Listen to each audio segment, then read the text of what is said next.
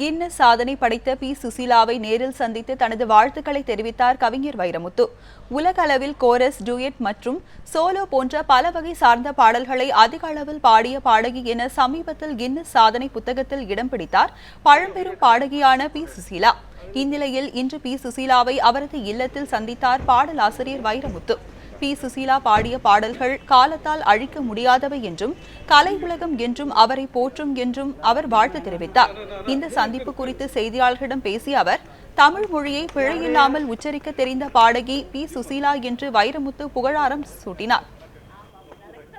அம்மையார் அவர்கள் இடம் பெற்றிருப்பது அந்த அம்மையாருக்கு மட்டும் பெருமை சேர்ப்பதல்ல, உலகத்திலேயே அதிகமான பாடல்களை பாடிய பாடகி இந்தியாவில் இருக்கிறார் என்பதனால் அது இந்தியாவுக்கு பெருமை.